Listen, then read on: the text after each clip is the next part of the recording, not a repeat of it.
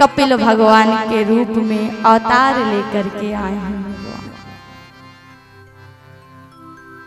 आज करदम जी तो प्रणाम करके वन की ओर चले गए। देवहूति जी ने कपिल भगवान का पूजन किया, उनको आसन पर बिठाया और कहती हैं कि प्रभु मैं एक प्रश्न करना चाहती हूं।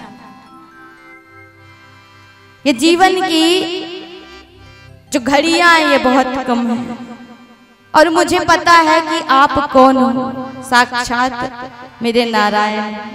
इसलिए मैं आपसे एक प्रश्न करना चाहती हूं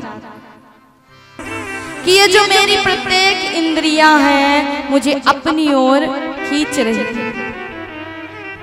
ये रसना कहती है कि सुंदर सुंदर पकवान खाओ, ये नेत्र कहते हैं सुंदर सुंदर चित्र देखो, ये कान कहते हैं कि मधुर मधुर गीत सुनो। तो भगवान ये प्रत्येक इंद्रिय मुझे अपनी ओर खींच रही है। ये किस चीज का बंधन है? ये बंधन है शरीर का, ये बंधन है मन का, ये बंधन है बुद्धि का, ये बंधन है आत्मा का। किस चीज का बंधन?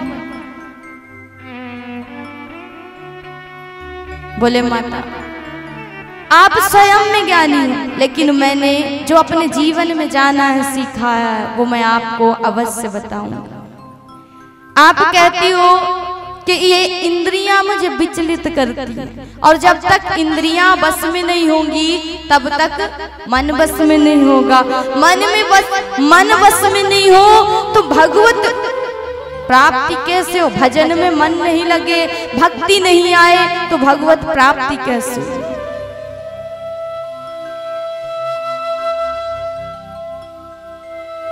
तो यदि आपकी इंद्रियां कहती हैं कि सुंदर भोजन करो, सुंदर सुंदर स्वादिष्ट स्वादिष्ट पकवान पाओ, तो उस पकवान को पहले प्रभु को समर्पित कर दो। जब भगवान को समर्पित कर दोगे तो वो भोजन नहीं रह जाएगा, वो प्रसाद बन जाएगा। वो कोई खाना नहीं रहेगा, वो प्रसाद हो जाएगा। फिर प्रसाद को ग्रहण करो तो इंद्रियां विचलित नहीं करेंगी। कान कहते हैं कि मधुर गीत सुनो, भगवान के गीत सुन लो। नेत्र कहते हैं सुंदर चित्र देखो, भगवान के देख लो।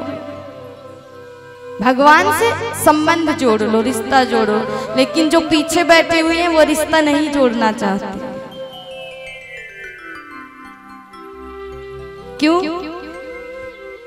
सामने का स्थान छोड़ करके पीछे बैठना उचित है? कहते ना कि बस होता है, बस का जो ड्राइवर होता है उससे आप जितनी दूर बैठोगे उतने झटके लगेंगे, उतना ही धक्का लगेगा, और जितना नजदीक बैठोगे उतने ही आराम से सफर होगा। तो हमेशा ड्राइवर के नजदीक बैठना चाहिए। तो इस गाड़ी को चलाने वाला ड्राइवर कौन है? परमात्मा,